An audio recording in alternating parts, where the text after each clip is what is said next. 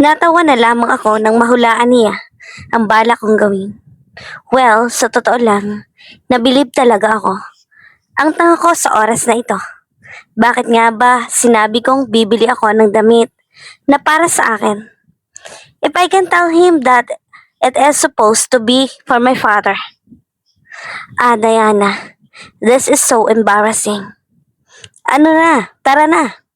Sabi ni Eros sa akin at napakunot noon naman ako. Tara saan? Agad kong tanong. Tara na, umuwi na tayo, ihahatid na kita. Sabi niya sa akin and honestly, kinilig ako doon. Pero hindi pa din kita nabibilhan ng damit. I insisted. Ano ka ba? I told you. Already, I'm fine. Ngiti niya. Pero syempre, hindi ako papatala sa kanya. Agad kong hinila ang kamay niya and I noticed that he got surprised. And he just blushed. Oh my, this is the very first time that I saw a man blushing. At ang cute pala niyang tingnan sa tuwing nagbablush. Akala ko babae lang pero pati din pala ang katulad niya. At naaminin ko, he's handsome and cute as well. Habang namimili ako ng damit ay hindi rin siya tumigil sa kasasabing okay lang siya. And I keep on ignoring him, basta ako, I will do what I want. Maya-maya may nakita akong isang light blue na long sleeve and it is so cute. Nakakaagaw pansin yung damit. Simple lang ito pero napakaganda. Kaya I took it agad na inabot sa kanya. Try this, sabi ko at tumingin siya sa mga mata ko. Well, dahil mas matangkad siya sa akin, ay nakatango ako sa kanya. Okay nga. Please, di matatahimik ang konsensya ko kapag hindi mo ako pinagbigyan. I pleaded and then he sighed. Okay, I guessed I have no choice since kanina pa kita pinipigilan. But you also keep on insisting. Sagot niya sa akin and he pouted his mouth. How cute. Ate, saan po yung dressing room? Tanong ko agad sa isang sales lady at gumiti siya sa akin. This way, ma'am, the sales lady said and assist asked. Wow, impressing customer service. Dali, pasok na. Sabi ko kay Eros habang tinutulak siya, papasok sa dressing room. Okay, heto na. Sabi niya at agad na pumasok sa loob. Nang makapasok siya ay agad naman niyang isinara ang pinto ng dressing room. Wala pang ilang minuto ay lumabas na si Eros mula sa dressing room. Bagay ba? Tanong niya sa akin sabay ngiti at napansin ko na may dimple pala siya. Ang bilis ng tibok ng puso ko habang nakatitig sa kanya. Ayos ka lang? Bakit ka nakatulala? I look handsome, that's why? Isn't it? Pagbibiro, sabi niya, and I come back to my senses. Ha, oo na. You look great with that long sleeve, I honestly answered. Wow, hindi ko inaasahan na sasang-ayon ka sa akin. Well, I'm an honest person. That's why I said and he grinned. Really? Pang-aasar niya. Oo kaya, do you want me to lie? Dahil kapag sinabi kong you look ugly, then I am lying. Sabi ko agad sa kanya at natawa naman kaming pareho. Oo na, awat na madam. Naniniwala na po. Huwag ka nang magalit. Hindi ako papalag sa'yo. Sagot niya and my heart fluttered. After naming mabili ang damit ay lumabas na kami sa mall. Well, nakailang pagtatalo na kami sa loob kanina. He kept telling me na siya na daw magbabayad sa damit na sinuot niya. Almost all of the crowd's eyes are on us kanina. Para kaming magjowa na nagtatalo. But in the end, I won. I paid the bill and haha. Wala pa ding makakapalag sa akin. Ako na dyan sa bag mo, sabi ni Eros sa akin at nagulat naman ako.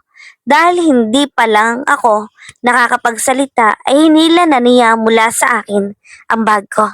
Hey, you're naughty, I exclaimed. And so you are? You keep insisting a while ago in front of the counter. He answered back. And I think I am lucky.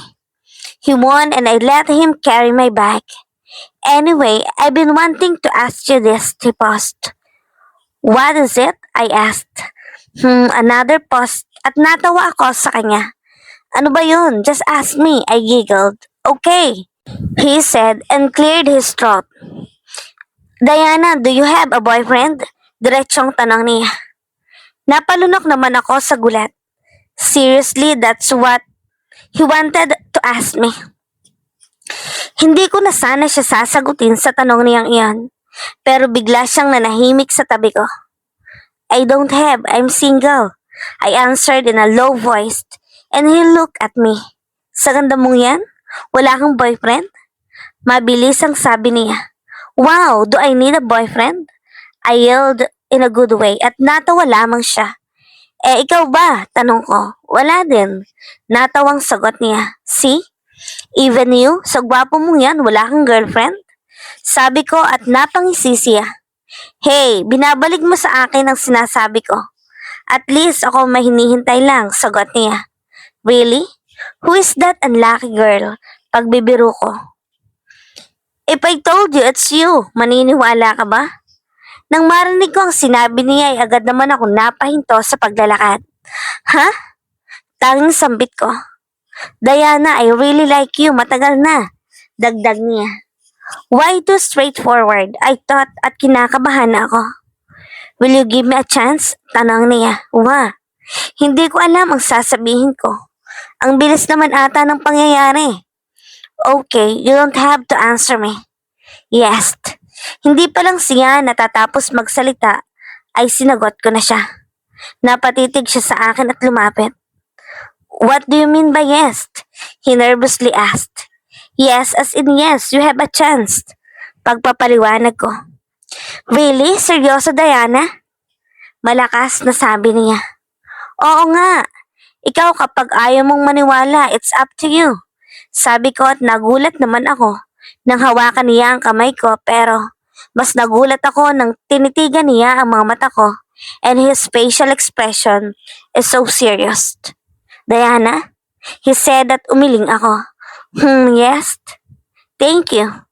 He sincerely said at heto na naman ang pagbilis ng tibok ng puso ko. His face, his mood, and how he called my name was so sweet. Thank you for what? Thank you for giving me a chance. I promise I will be the best man for you.